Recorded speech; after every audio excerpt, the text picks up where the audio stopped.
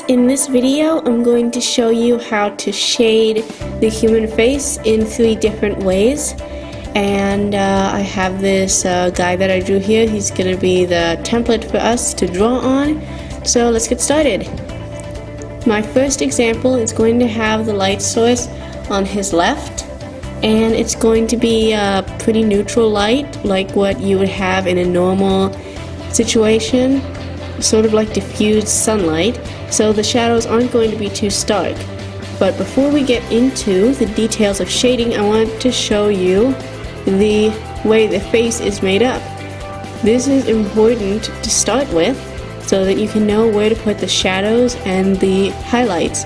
I call this the Transformers approach because it ends up looking like a character from Transformers G1, which is actually pretty much how I learned to shade faces.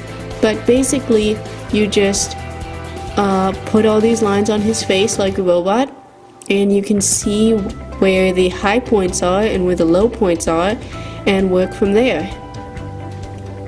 So now that I have these guidelines here, you can see that along the edges of his face will be the darkest places, as well as near his chin and at the bottom of his nose. Obviously, under the hair will be shaded because that's above his skin, which is casting a shadow.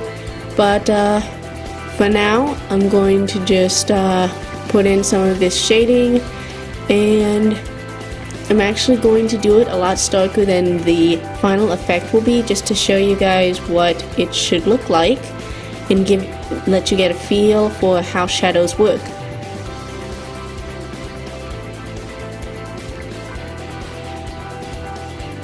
So I'm just gonna get a nice neutral gray, and that is going to be our shading. And because the light is on his left side, most of the shadows will be on the right side of his face. Following the Transformers style guidelines we laid out, we will put in the shading.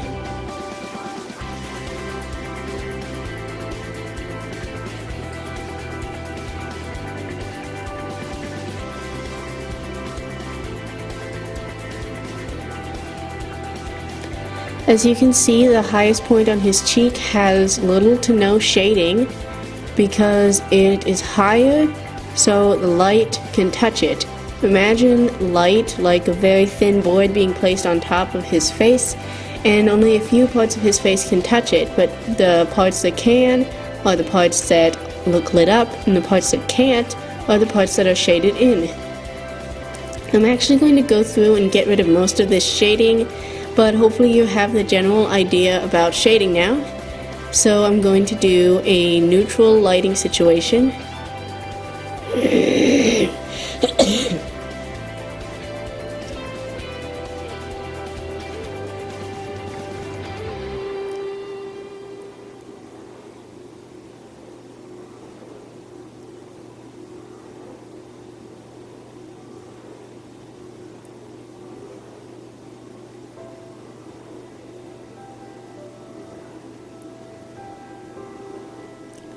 Neutral lighting means that there will be much fewer shadows.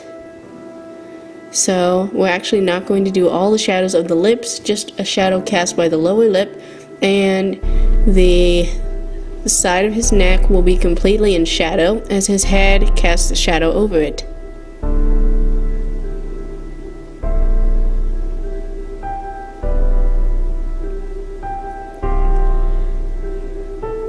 We could shade in the entire nose like this, but for neutral lighting, I'm going to go for a very minimal effect just underneath the tip of his nose. So now that is our neutral lighting for this guy, and I'm just going to polish it up a little bit more before we move on to the next lighting example that I'm going to show you.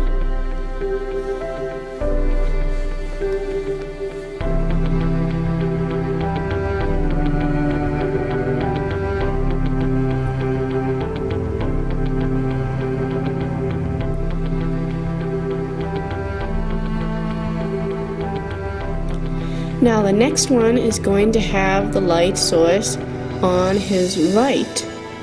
And we're going to do extremely extreme light, like a really powerful light, more like a spotlight than just sun. And it's going to be casting very stark shadows on the left side of his face.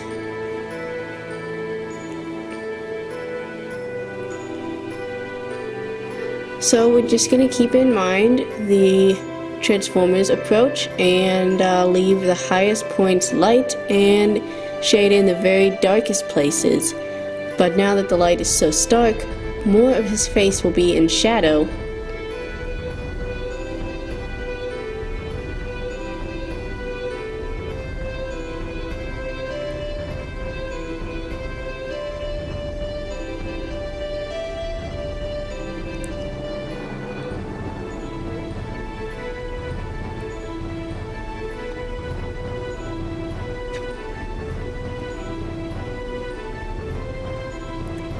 About half of his face is going to be pretty much obscured, but I'm actually going to point out the highlight on his cheek, on his other cheek that is currently in shadow, and I'll show you a little trick for doing that in a second. You may or may not want to do the slight highlight that I'm going to do on his left cheek, because it does involve gradienting, which doesn't always work. Like if you're trying to do a manga or something, gradient shading is not very common. So you could just end it like this and it would be fine, but I'm going to go a step further and point out that his cheek actually is higher and high enough to catch the light.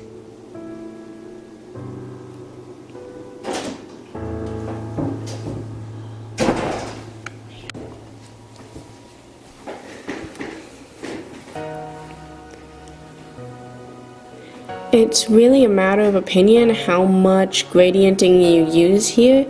We could go all out and make this look like a highly polished 3D image if we wanted to, but I'm not into that sort of thing, so I'm mostly going to go with just stark colors. So I'm actually going to change that cheek up a little bit, make it pop out a little bit more.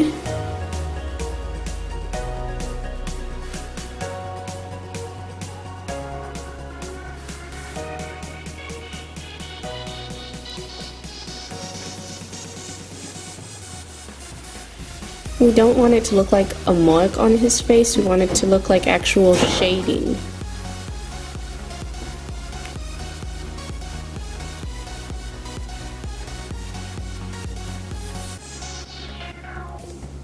So that's pretty much it for the stark lighting, and we're going to move on to the final one, which is actually one of my favorite lighting approaches, and it is light from behind, which is a really bold choice for like super dramatic moments in a scene, whether he's a bad guy or it's just surprising that he's entering the room or something like that, or maybe you just want it to look really cool as he comes out of a door with light behind him.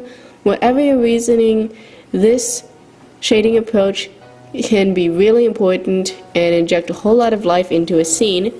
So I'm going to show you how to do this. Light from behind is also going to cause lots of stark shadows on his face because there will be less light than ever actually touching his face. And the less light there is, the darker the shadows there will be.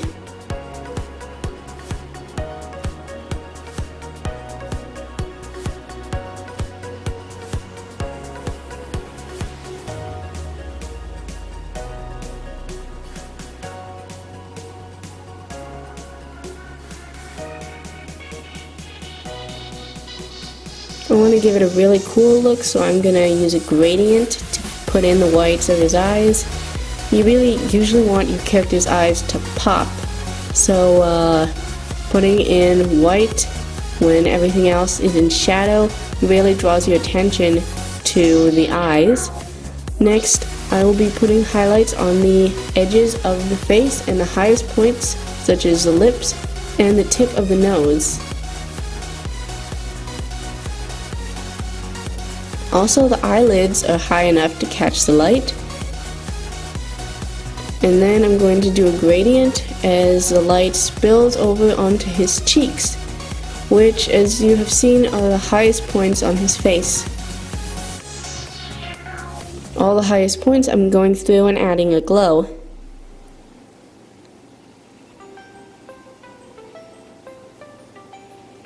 He's already looking pretty dramatic. So that is it. You could add more shading if you wanted, and I think I'm going to do that later on. But first I'm going to show you a little more about the three-dimensionality of the face.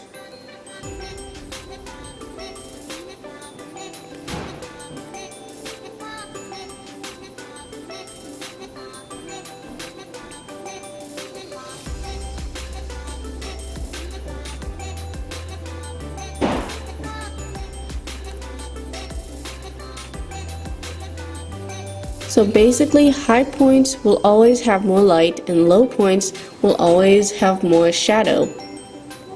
So with this color coding, I'm going to put in all the places on the face that are very low and will therefore have more shadow than any other place. This is a rule that works pretty much regardless of where the lighting is.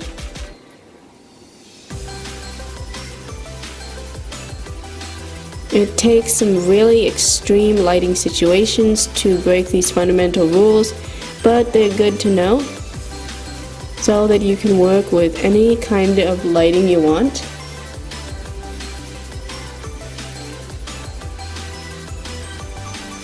And like I said before, obviously the hair will cast a shadow on the face since it is hanging in front of it. Now we're going to do the high points on his face. The very highest points are the cheeks. Next are the lips and the tip of the nose. Now the tops of the eyelids also have a slight highlight, but I'm not going to enter them here. One side of his nose can have a highlight, and as you can see, all of these lighting choices correspond with the shading map that I've put on his face.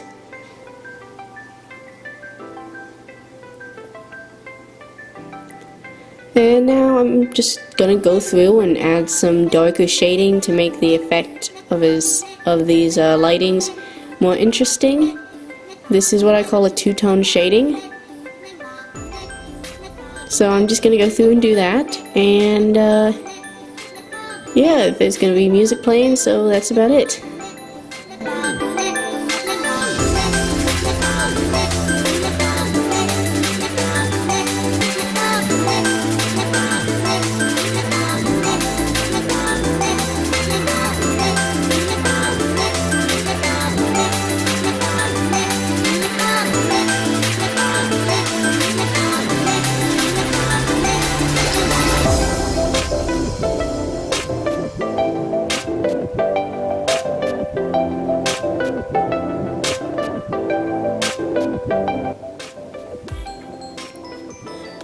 Well, that is it for this tutorial. I hope this video was helpful to you guys. I really enjoyed making it.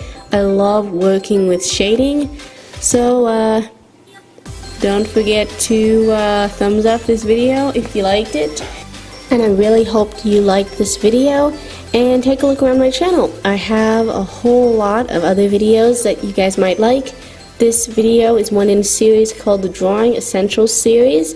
And it's just a lot of tutorials, and I think you'll find that really helpful. So check it out, and I will see you there.